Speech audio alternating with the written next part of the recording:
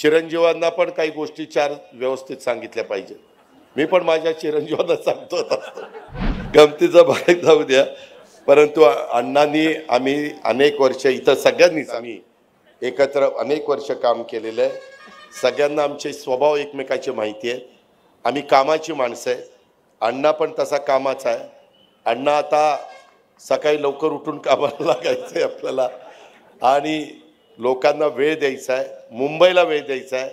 विधान सभेमध्ये तुमचं ऑफिस आहे, कार्यालय आहे, सगळं काही गाडी वगैरे सगळ्या गोष्टी परवा तुम्ही CM ला पत्र दिलेलं ते पण मी दिलेलं आहे, त्याचं घराचं पण काम त्या ठिकाणी होईल। परंतु एकंदरीतच तुमच्याकडं, तुमच्या वागण्याकडं, बोलण्याकडं, तुमच्या कृतीकडं सगळ्यांचं बारकाईनं लक्ष राहणार आहे।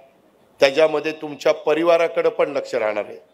चिरंजीवांना पण काही गोष्टी चार व्यवस्थित सांगितल्या पाहिजे। मी पण माझ्या चिरंजीवांना सांगतो असतो। त्याच्यामुळं सगळे, कारण काय होतं, आपण मोठ्या पदावर गेलं की कधी कधी आपल्या घरातलेच नातेवाईक काहीतरी गडबड करतात आणि मग आपली बदनामी होती। आपलीच बदनामी होत नाही, मग ज्यांनी आपल्याला केलेलं असतं त्या पक्षाची होती, महायुतीची होती, सगळ्यांचीच होती।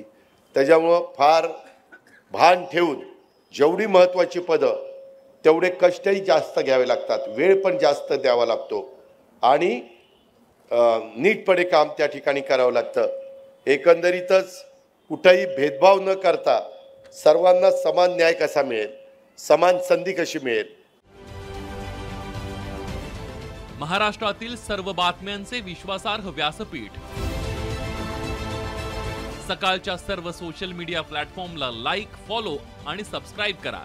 तसंच सर्व नोटिफिकेशनसाठी बेल आयकॉन प्रेस करायला विसरू नका।